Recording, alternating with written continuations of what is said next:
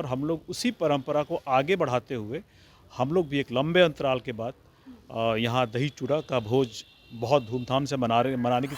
दही चूड़ा का भोज तो है ही, लेकिन ये चुनावी साल भी है और जितना ज़्यादा गठबंधन के सहयोगियों में मेल जोल रहेगा, जितना ज़्यादा अपने पार्टी के कार्यकर्ताओं और नेताओं के साथ संवाद रहेगा, सामंजस्य उतना ही बड़ा होगा और अच्छे से होगा। और मुझे पूर्ण उम्मीद है कि इसी सामंजस्य को आगे बढ़ाते हुए हम लोग बिहार विधानसभा के चुनाव में जो जाएंगे, एनडीए एक बड़ी मजबूत बड़े अच्छे मार्जिन से जीत दर्ज करेगा। देखिए, बात तल्खी की नहीं है, बात है विचारधारा की, बात है अपने अपने मूल्यों की और उद्देश्यों की। ये 90 का बिहार नहीं है और हम लोग नहीं चाहते हैं कि हम लोग वापस अतीत में जाएं, क्योंकि वो एक बड़ा ही 90 का जो दशक रहा है बिहार के लिए और बिहारियों के लिए बड़ा ही पीड़ा का समय रहा है, कष्टदायक समय रहा है। आना नहीं आना, आशीर्वाद देंगे नहीं देंगे, ये उनके ऊपर निर्भर करता है। देखते हैं। अभी तक तो हमारे जो भी प्रयास रहे हैं उसमें हम लोग असफल रहे हैं। हो सकता है आने वाले प्रयासों में हमें सफलता मिले। आप इस तरह से जुमलों से सिर्फ अपने काडर को जो उत्साहित करने की कोशिश करते हैं, इससे आपको बाहर आ जाना चाहिए। आपको एक सकारात्मक विपक्ष की भूमिका अदा करनी चाहिए। नमस्कार, दर्श न्यूज देख रहे हैं आप और मैं हूं आपके साथ दक्षा प्रिया। मकर संक्रांति की तैयारी जोरों शोरों से लोक जनशक्ति पार्टी रामविलास के प्रदेश कार्यालय में चल रही है। इस वक्त बातचीत करने के लिए हमारे साथ जमुई सांसद अरुण भारती हैं। सर, देख रहे हैं जो हम लोग पूरे प्रदेश कार्यालय को दुल्हन की तरह सजाया जा रहा है। बिल्कुल, एक लंबे अरसे के बाद, जैसे हमारे संस्थापक स्वर्गीय रामविलास पासवान जी हमेशा मकर संक्रांति में बड़े धूमधाम से मनाते थे। उनको बड़ा पसंद भी था, दही चूड़ा तो खैर उनको पसंद था ही। और अपने प्रेस के साथियों को, अपने गठबंधन के सहयोगियों को और अपने पार्टी के नेताओं और कार्यकर्ताओं को सबको बुलाते थे, बड़े चाव से सबको दही चूड़ा खिलाते थे। और हम लोग उसी परंपरा को आगे बढ़ाते हुए हम लोग भी एक लंबे अंतराल के बाद यहाँ दही चूड़ा का भोज बहुत धूमधाम से मनाने की पूरी तैयारी कर रहे हैं। इसमें आप सभी प्रेस साथी जितने भी हैं जो हमारे सुख दुख में साथ में रहे हैं, हम लोगों ने सबको बुलाया है, अपने गठबंधन के सहयोगियों को बुलाया है और अपने सारे नेताओं और कार्यकर्ताओं को उसने फिर से बुलाया है। कहा जा रहा है कि चूड़ा दही पर सियासत भी देखने को मिल रही है खूब, क्योंकि जिस तरीके से हम देखते थे कि वशिष्ठ नारायण सिंह जी के यहाँ पर दही चूड़ा का भोज होता था, इसके बाद कई नेताओं के यहाँ पर होता था। इस बार आनंद मोहन जी भी चूड़ा दही का भोज दे रहे हैं और सभी जितने भी गठबंधन के साथी हैं उनको भी बुला रहे हैं। बिल्कुल, देखिए, दही चूड़ा का भोज तो है ही, लेकिन ये चुनावी साल भी है और जितना ज़्यादा गठबंधन के सहयोगियों में मेल जोल रहेगा, जितना ज़्यादा अपने पार्टी के कार्यकर्ताओं और नेताओं के साथ संवाद रहेगा, सामंजस्य उतना ही बड़ा होगा और अच्छे से होगा। और मुझे पूर्ण उम्मीद है कि इसी सामंजस्य को आगे बढ़ाते हुए हम लोग बिहार विधानसभा के चुनाव में जो जाएंगे, एनडीए एक बड़ी मजबूत बड़े अच्छे मार्जिन से जीत दर्ज करेगा। हमने देखा था पिछले दिनों चेतन आनंद के साथ थोड़ी तल्खियां दिखी थी, क्या वो दूर होंगी? निमंत्रण उनके तरफ से आया है आप लोगों को भी, या आप लोगों ने निमंत्रण भेजा है उन लोगों को भी? देखिए, हम लोगों ने अपने गठबंधन के सभी सहयोगियों को अपने भोज में निमंत्रण दिया है। हमारे पार्टी के सभी कार्यकर्ता, नेता, हमारे प्रेस के सभी मीडिया साथी, सभी को हम लोगों ने निमंत्रण दिया है। देखिए, बात तल्खी की नहीं है, बात है विचारधारा की, बात है अपने अपने मूल्यों की और उद्देश्यों की।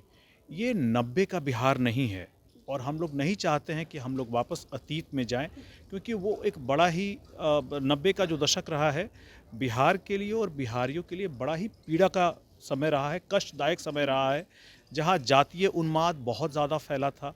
बिहार विकास की गति में बहुत पीछे चला गया था और जिस तरह से जातीयता फैली थी, हम लोग चाहते थे कि उसको अब पाटने की ज़रूरत है।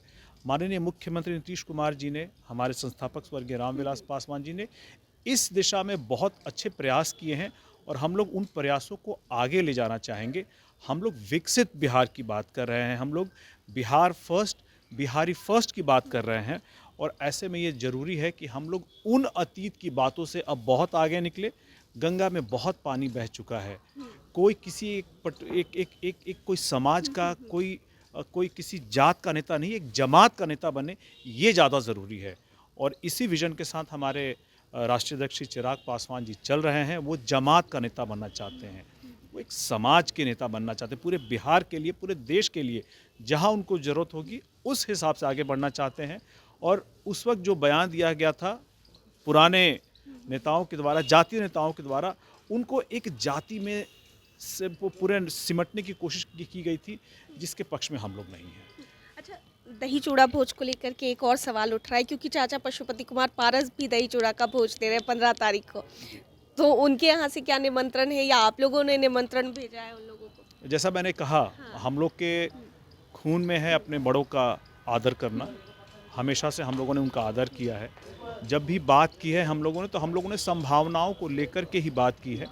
ऐसे में हम लोगों ने अपनी तरफ से बोला है, आना नहीं आना, आशीर्वाद देंगे नहीं देंगे, ये उनके ऊपर निर्भर करता है। देखते हैं। अभी तक तो हमारे जो भी प्रयास रहे हैं उसमें हम लोग असफल रहे हैं। हो सकता है आने वाले प्रयासों में हमें सफलता मिले। अच्छा, इन दिनों डीके टैक्स की चर्चा खूब हो रही है अरुण जी, उस पर क्या कहेंगे? देखिए, जो भी ऐसी चर्चा कर रहे हैं, बहुत ज़रूरी है ये जानना कि जब उनकी सरकार हुआ करती थी तो बिहार को किस तरह से, मैं अतीत में लेके चलता हूँ, बिहार को किस तरह से हर जगह उसको मूल्य चुकाना पड़ा था। आप उसको मूल्य कह लीजिए, कर लीजिए, कह लीजिए, बात वही है। किस तरह से डॉक्टरों से कर लिया जाता था बिहार में, किस तरह से प्रोफेशनल से कर लिया जाता था, व्यवसायियों से कर लिया जाता था, मनमाने तरीके से लिया जाता था। कोई भी जो बाहुबली बनते थे वो जा कर के लोगों को परेशान करते थे, और इस कारण से अपने बच्चों के भविष्य को लेकर के, अपने परिवार के भविष्य को लेकर के लोग यहाँ से बिहारी जो थे बाहर पलायन किए। इसीलिए आज के दिन में जब नेता प्रतिपक्ष इस तरह की बात करते हैं तो सबसे पहले उनको अपने अतीत के बारे में देखना चाहिए। कैसे नौकरियों के बदले उन्होंने ज़मीन लिया है लोगों से। आपको सामने हार 2025 के बिहार विधानसभा चुनाव में दिख रही है। आपका जो काडर है हतोत्साहित है, उसका मोरल डाउन है। अपने काडर का मोरल को बढ़ाने के लिए नेता प्रतिपक्ष का इस तरह से एक नकारात्मक बयान देना कहीं ना कहीं से उनकी हताशा को ही झलकाता है। देखिए, मैं ये मान के चलता हूँ कि आपको, चूँकि हार सामने दिख रही है, आपको अपने काडर का मनोबल बढ़ा करके रखना है, लेकिन आपकी ज़्यादा बड़ी जिम्मेदारी इस बात के लिए है कि आप नेता प्रतिपक्ष जब हैं तो आपकी जनता के, बिहार के लोगों के प्रति एक जिम्मेदारी है, और वो जिम्मेदारी एक सकारात्मक तरीके से ही हो सकती है। आप सरकार की योजनाओं का, परियोजनाओं का, उनके कार्यान्वयन को लेकर के, उनकी पॉलिसीज़ पे आप उनका क्रिटिसाइज़ कीजिए।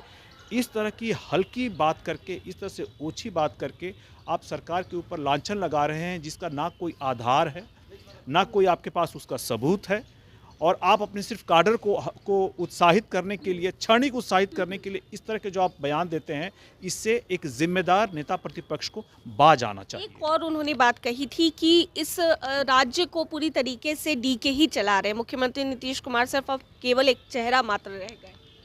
नहीं, ये सरासर गलत है। देखिए, राज्य पूरा बिहार जो है लगभग अब 13.5 करोड़ 14 करोड़ बिहारियों का राज्य है। उसको कोई एक आदमी नहीं चला सकता है।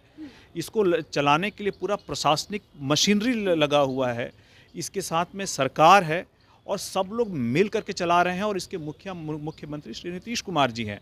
तो एक पूरा एक मशीनरी है जो पूरे बिहार को आगे ले जाने की कोशिश कर रहा है। लेकिन जिस तरह से इन सारी की सारी चीज़ों को लेकर के जो नेता प्रतिपक्ष हैं, सिर्फ किसी और एक को सिंगल आउट करने के लिए अलग अलग तरह के ये जो जुमले देते हैं, इनसे उनको बाज आना चाहिए। नेता प्रतिपक्ष एक बड़ी ही जिम्मेदारी का पद है, और ऐसे में उनको सकारात्मक विपक्ष के बारे में, जनता की आवाज़ उठाने के लिए सरकार की योजनाओं, परियोजनाओं और पॉलिसीज़ को क्रिटिसाइज़ कीजिए।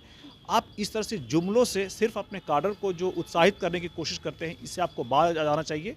आपको एक सकारात्मक विपक्ष की भूमिका अदा करनी चाहिए। एक आखिरी सवाल अरुण जी, जिस तरीके से बीपीएससी के मुद्दे को पिछले दिनों लेकर के सड़क जो है सड़कों पर छात्र उतरे थे, और उसके बाद कई सारे जो नेता हैं, आप कह लीजिए, अगर पप्पू यादव की बात कर लीजिए या फिर प्रशांत किशोर की बात कर लीजिए, तो ये मुद्दा पूरी तरीके से पॉलिटिकल हो गया, पॉलिटिकली इन्वॉल्व हो गया। लेकिन इसमें पप्पू यादव ने कहा बिहार फर्स्ट बिहारी फर्स्ट चिराग पासवान जी का कहा गया। जब जो छात्र हैं वो सड़कों पर लाठियां खा रहे थे तो चिराग पासवान कहाँ? देखिए, शायद पप्पू यादव जी को पता नहीं होगा, अभी जब उन्होंने बिहार बंद किया था तो किस तरह से तोड़फोड़ हुई थी। वो वहाँ पे बिहार बंद करने के लिए उन्होंने प्रदर्शनकारियों को उतारा था कि गुंडों को उतारा था, इसमें हम लोग को पता नहीं चला, क्योंकि पूरा जो आचरण और व्यवहार था वो तो गुंडों वाला ही था। तो जैसा उनका अतीत रहा है, मुझे उनसे बहुत ज़्यादा उम्मीद नहीं है, और वो क्या कहते हैं उससे हम लोग को बहुत ज़्यादा फ़र्क भी नहीं पड़ता है। लोक जनशक्ति पार्टी रामविलास और हमारे राष्ट्रीय अध्यक्ष श्री चिराग पासवान जी का साफ साफ मानना है कि अभ्यर्थियों छात्रों का जो ये मुद्दा है ये राजनीतिक नहीं होना चाहिए। इसीलिए हमारी पार्टी का मानना है कि उनकी जो भी बातें हैं, उनका जो भी कंसर्न्स है, चिंताएं हैं, उसको सुना जाना चाहिए, सकारात्मक रूप से बातचीत करके उसको सुलझाना चाहिए। और इस बारे में हमारी पार्टी की तरफ से प्रतिनिधिमंडल जो है उप मुख्यमंत्री श्री सम्राट चौधरी जी से मिला था, हम लोग नीतीश कुमार जी से भी मिले थे, और हम लोगों ने कोशिश की है कि इसको बातचीत करके सुलझाया जाए। और आने वाले समय में आपको शायद पता ही होगा कि गवर्नर उनके एक डेलीगेशन से मिलने वाले हैं, तो इसको एक राजनीतिक रंग देने के बजाय इसको बातचीत से सुलझाना, समाधान निकालना ही इसका एकमात्र रास्ता है। कुछ लोग जो राजनीति में अपने पहले लिटमस टेस्ट में जो फेल हो गए थे, अब उन्होंने अपनी डूबती हुई राजनीति को अगर उबारने के लिए, फिर से प्रासंगिक बनने के लिए अगर इस मुद्दे को राजनीतिक बनाने की कोशिश की है तो ये दुर्भाग्यपूर्ण है, ऐसा नहीं होना चाहिए। बहुत बहुत शुक्रिया बातचीत के लिए। तो देखिए, जमुई सांसद अरुण भारती जी से बातचीत कर रहे थे और मकर संक्रांति के भोज को लेकर इसके अलावा तमाम राजनीतिक मुद्दों पर क्या कुछ कहते नजर आए, आप सुन रहे थे। कैमरा पर्सन शशि के साथ मैं दक्षा प्रिया, दर्श न्यूज़, पटना।